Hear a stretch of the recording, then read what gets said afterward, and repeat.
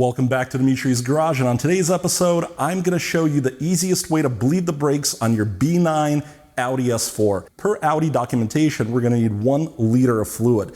And this is the stuff that I tend to use for everything .4. I've used it on my Mustang. I've used it on all kinds of other vehicles. You're also going to want one of these little catch cans because it has a nice attachment on it. You're not having to use like a bottle or something silly like that. And it's also graduated, so you're going to know how much fluid you're taking out. And guys, the most important part of doing this job is a power bleeder. The best part about using one of these is you don't need a second person to sit in the car and pump the brakes. It'll pressurize the master cylinder for you. It'll actually add fluid as you go along so you don't run out. The very first thing you're gonna need to do is get your car either on a lift or on jack stands. They have a little icon, actually, I guess a little triangle is the best way to describe it. And if you look over, it'll become very obvious that that is the jack point. It's right behind where that triangle is. Take a look at your master cylinder here. To check our fluid level to make sure it's topped off, you wanna pop the cap off. If you shake it around, it's right at that max line. You can kind of see the fluid. We're good on that. And you want to top yours off if it's not at the max line because we're going to be bleeding fluid out.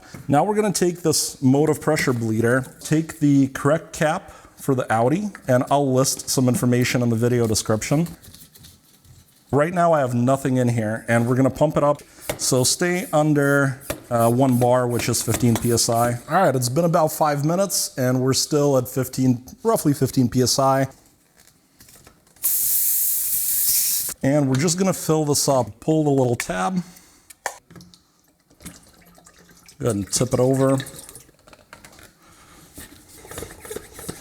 So as we drain down, we want this guy to continue feeding fluid into our master cylinder. Now the bleeding order for a B9 S4 is a little unorthodox. It is not the farthest wheel like you'd normally expect.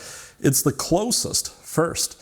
So we have to do the driver's front, the passenger's front, the driver's rear, and then the passenger's rear. To get started on this front driver's side wheel, we need to use this tool, which you could find in your trunk. On an S4, it's hidden in the second layer behind that mat in your trunk. So when you pull up to see where kind of the spare tire is, pull it up a little more, and there's a spare toolkit. The easiest way to access it is actually by folding down the back seat. So you want this tool from that kit, and you want to pull these things out. So now that those caps are off, these are 17 millimeter. And see, they're studs, they're not lug nuts. If you're not used to Audis, that's how they are. Get your wheel out of the way. Now my vehicle is a S Sport, which means it has these big fancy brakes. I have a rear valve and a front valve. Whenever you're bleeding, and again, we're starting on the front driver's wheel, you want to do the outer one first, and you want to do the inner one second. With that cap open, we put a 10 millimeter wrench on there, and we attach the bottle on top. And now, because we have pressure being generated up here in the bottle at the top, all we need to do is just loosen this, and we'll start seeing this fluid coming right out. And you want to watch for bubbles. You're removing air from the system. Don't want to over tighten. Now you want to make sure you've got all the brake fluid off. Pop open the back one. Once you have the valve exposed, you want to take the same 10 mil socket, take your bottle, squeeze it down to where it's nice and tight, and then go ahead and break it loose.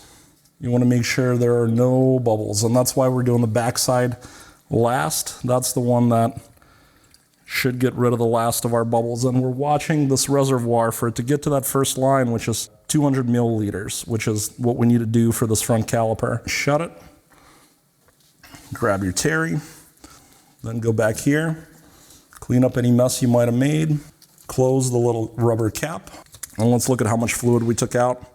We are right at 200 milliliters, and there's some dirt in there. I mean, it's not totally clear. Do your passenger side next. Before you move on, it's important to make sure 2 things are happening. One is you're not running out of pressure.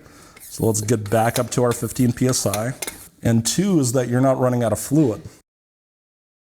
We're now on the driver's rear wheel. You want to pop the little rubber piece off. This time you're going to use an 11. You could use an open wrench if you don't have one of these.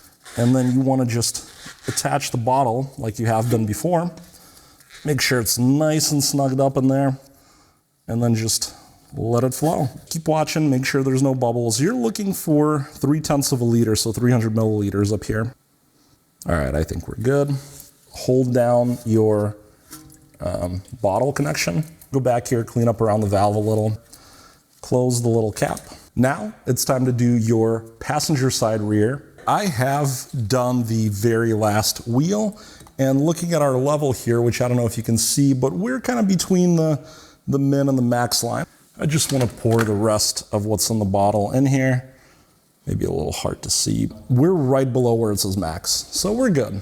We want to take our cap and we want to put that right back on here. Now you want to put the wheels back on the car. You want to torque them down to 90 foot-pounds, and we will do our final checks to make sure that it is safe to drive. We've just completed the brake bleeding, and I'm going to feel the brake pedal. It feels pretty good. Let's press it, start the car. And then we just want to make sure the pedal isn't spongy. In my case, it doesn't feel spongy at all. I did do some start-stops with the brakes just in my driveway to make sure they felt good. The brake pedal feels great. I have really no complaints about it. It travels just a tiny little bit like it did before, and then it gets nice and firm where you can feel that it's applying pressure. So I hope this has been informational and you've got the brake split on your Audi. It shouldn't be too bad of a job. Just make sure you test it out real well when you're done before you go ripping around. And I'll see you guys again real soon with more of this Audi content. I do intend to make some modifications to this car.